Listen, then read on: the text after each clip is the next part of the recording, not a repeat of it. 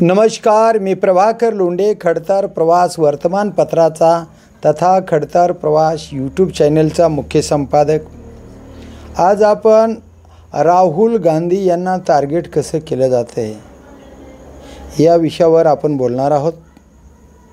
ज्या आयोगाला मतचोरीचा मुद्दा राहुल गांधीने दिला, राहुल गांधी यांनी मताची चोरी झालेली आहे आणि या मताच्या चोरीवरच भारताचे पंतप्रधान आता सरकारमध्ये आहेत, अशा पद्धतीचं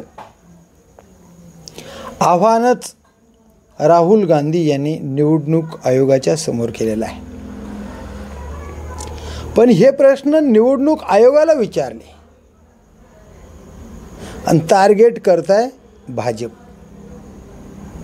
खरं म्हणलं तर भाजपाच्या महाराष्ट्राच्या मुख्यमंत्र्याला देवेंद्र फडणवीस यांना राहुल गांधींनी कधीच प्रश्न विचारलेले नाहीत। पण देवेंद्र फडणवीस सगळ्यांच्या अगोदर प्रश्नाचे उत्तर द्यायला समोर। यामुळे भाजपाने मताची चोरी केली का असा संशय निर्माण होत नाही का? प्रश्न राहुल गांधींनी विचारलेत आयोगाला आणि आयोग उत्तर देत नाही। आयुक्त गप्प चिप्प बसलेला आहे, आयोग शांत आहे। पण उत्तर देण्यासाठी देवेंद्र फडणवीस पुढे येतात। खरं पाहिलं तर देवेंद्र फडणवीस यांना कुणीच मताची चोरी केलेली आहे आणि तुम्ही त्याचं उत्तर द्या असं कुणीच विचारलं नाही। राहुल गांधी एवढे लहान आहेत का की महाराष्ट्राच्या मुख्यमंत्र्याला त्यांनी प्रश्न विचारावे? ते भारतीय नॅशनल काँग्रेस पार्टीचे राष्ट्रीय नेते आहेत। देवेंद्र फडणवीस सारखे मुख्यमंत्री त्यांच्या पक्षाचे विविध राज्यामध्ये आहेत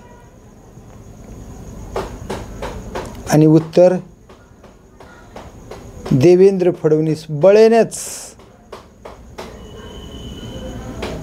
राहुलनं विचारलेल्या प्रश्नाचे उत्तर देवेंद्र फडणवीस देतात। हे भाजपाने मताची चोरी केल्याशिवाय देवेंद्र फडणवीस उत्तर देण्यासाठी पुढे येतच नाहीत असाच त्याचा अर्थ आहे। म्हणजे देवेंद्र फडणवीस ही मताची चोरी करूनच निवडून आलेत असाच त्याचा अर्थ आहे। कारण लाडक्या बोगस बहिणी 30 लाख कमी केल्यात निवडून आल्यानंतर, पण या 30 लाख लाडक्या बोगस बहिणीला याच देवेंद्र फडणवीस, एकनाथ शिंदे, अजित पवार या सरकारने सरसकट 1,500 रुपये दिलेले आहेत कायद्यात बसवून।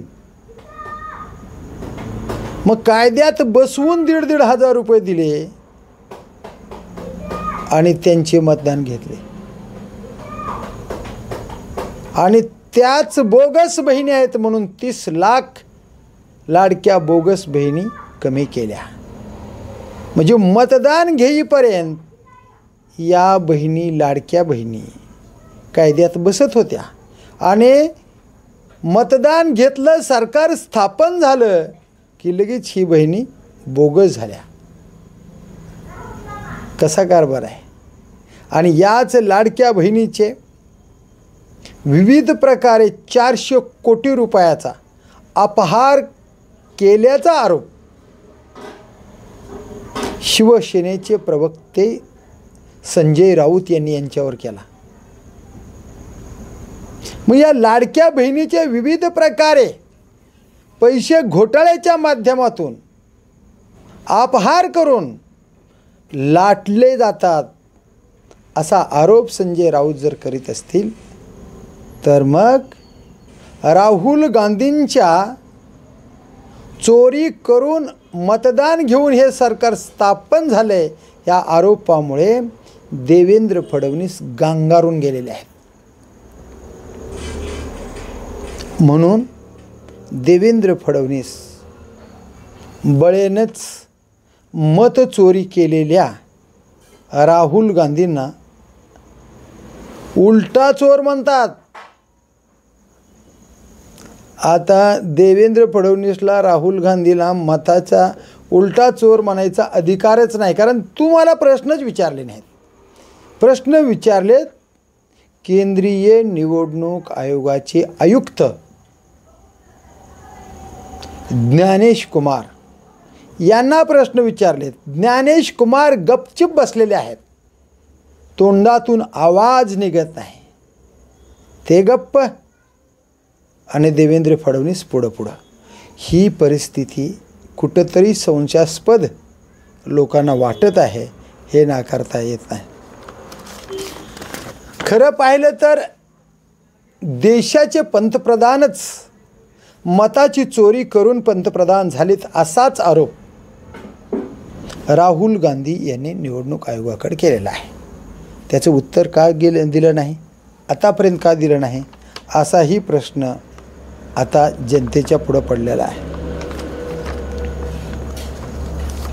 बघा, तुमच्या आमच्या खिशातला कर टॅक्सच्या माध्यमातून कोट्यावधी साठा, कोट्यावधी रुपये लुटलेले आहेत आणि हे लुटलेले पैसे कर टॅक्सच्या माध्यमातून या लाडक्या बहिणीला वाटण्याचं काम याच सरकारने केलेलं आहे. आणि लाडक्या बहिणीचं निमित्त करून 400 कोटीचा अपहारसुद्धा केला, असंही संजय राऊत यांनी आरोप करून भाजप सरकारच्या देवेंद्र फडणवीस, उपमुख्यमंत्री एकनाथ शिंदे आणि दुसरे उपमुख्यमंत्री अजित पवार यांच्यावर थेट आरोप केलेला आहे. याचं उत्तर का देत नाहीत?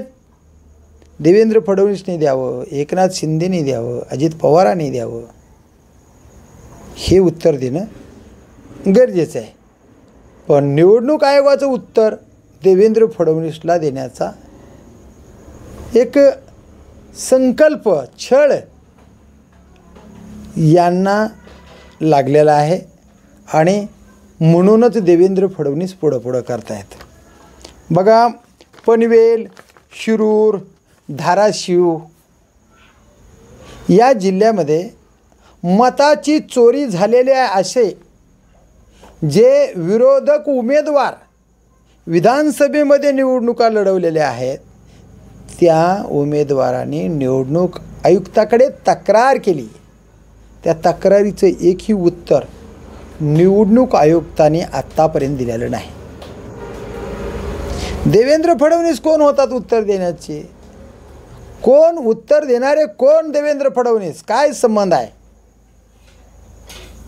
निवडणूक आयोग ज्ञानेश कुमार यांनी उत्तर देणं गरजेचं आहे. ते उत्तर अद्याप दिलेलं नाही किंवा त्यांच्यावर विरोधकाचे उत्तर किंवा विरोधकाच्या तक्रारी नोंद करून ज्याने पैसे वाटले, ज्याने मताची चोरी केली, त्या व्यक्तीवर निवडणूक आयुक्तांनी कारवाई केलेली नाही.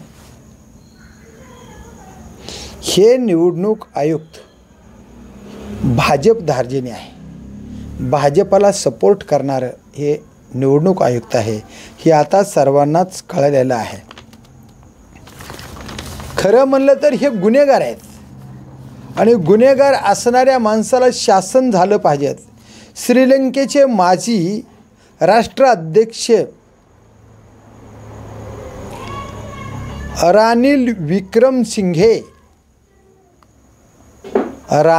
विक्रमसिंघे यांना अटक करण्यात आली. त्यांच्यावर ते पदावर असताना सरकारी निधीचा गैरवापर केला असा आरोप होता आणि तसाच आरोप आता महाराष्ट्राच्या देवेंद्र फडणवीस, अजित पवार, एकनाथ शिंदेवर आहे. यांना सुद्धा अटक झाली पाहिजेत. निवडणूक आयोग काय करताय या तिघावर का कारवाई केली नाही, यांना का अटक केलं नाही, असा प्रश्न संजय राऊत सामनाच्या अग्रलेखामध्ये म्हणतात. आता का गप्प आहेत हे? जसं श्रीलंकेचे माजी राष्ट्राध्यक्ष रानिल विक्रमसिंघे यांना ज्याप्रमाणे अटक झाली, त्याच प्रकारे महाराष्ट्रातले देवेंद्र फडणवीस, एकनाथ शिंदे, अजित पवार यांनासुद्धा अटक झाली पाहिजे, असं संजय राऊत यांचं म्हणणं आहे. कारण तोच कायदा भारतात सुद्धा आहे, महाराष्ट्रात सुद्धा तोच कायदा आहे. हे आज देशाच्या निवडणूक आयोगानं लक्षात घेतलं गरजेचं आहे. खरं म्हणलं तर देशाची तिजोरी अदानीसाठी नरेंद्र मोदी यांनी लुटण्याचं काम चालू केलं. नरेंद्र मोदी अदानीसाठी वाटेल ते करतात आणि आपल्या मित्राला सहकार्य करण्याचं काम करतात. त्याच प्रकारे महाराष्ट्रात सुद्धा वेगवेगळे टेंडर भरून कोट्यावधी रुपयाचा ऑफर करण्यासाठी देवेंद्र फडणवीस, एकनाथ शिंदे आणि अजित पवार सतत कार्यरत आहेत. म्हणूनच महाराष्ट्राच्या तिजोरीवर कोट्यावधी रुपयाचा आता बोजा आलेला आहे. महाराष्ट्राच्या तिजोरीमध्ये पैशाचा खडखडाट आहे. मग लाडक्या बहिणीला पैसे द्यायचे कुठून? आणि लाडक्या बहिणीच्या नावावर आलेले पैसे वेगवेगळ्या मार्गाने लुटले जात आहेत महाराष्ट्रात, असंही आता विरोधकाचं म्हणणं आहे. खरं पाहिलं तर लाडक्या बहिणीच्या मताचा यांना फायदा झाला की नाही झाला हे आता सांगता येणार नाही. पण लाडक्या मशीनचा, ह्यांची खरी बहीण लाडकी मशीन आहे, या मशीनचा मात्र निश्चित फायदा या महाराष्ट्राच्या सरकारला झालेला आहे. आणि म्हणून महाराष्ट्रामध्ये बोगस मताची चोरी करून स्थापन झालेलं महाराष्ट्राचं सरकार आणि केंद्राचं सरकार हे मताची चोरी करून स्थापन झालेलं आहे.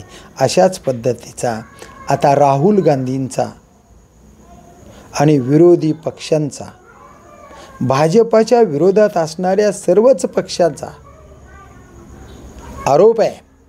तो आरोप क्लिअर करण्याचं काम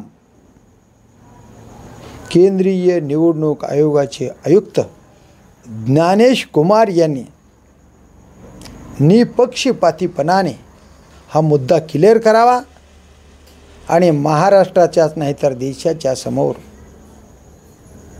स्वच्छ आणि चांगली लोकशाही आजही या देशामध्ये आहे हे स्पष्ट करावं, एवढीच अपेक्षा आता देशातल्या सर्व जनतेची आहे. तर बघूया महाराष्ट्रातलं आणि केंद्रातलं भाजप सरकार कशा पद्धतीनं पायउतार होणार आहे आणि निवडणूक आयोग या मतचोरीच्या माध्यमातून हा मताचा चोरीचा मुद्दा कसा क्लिअर करणार आहेत ते पाहूया येणाऱ्या काळातच. मी प्रभाकर लोंढे, खडतर प्रवास वर्तमानपत्राचा तथा खडतर प्रवास यूट्यूब चॅनलचा मुख्य संपादक. या चॅनलला सबस्क्राईब करा, शेअर करा, लाईक करा, बेल आयकॉनचं बटन दाबा आणि आपण नवीन असाल तर खडतर प्रवास यूट्यूब चॅनल सबस्क्राईब करा. धन्यवाद. धाराशिवकर. जय हिंद, जय महाराष्ट्र. धन्यवाद.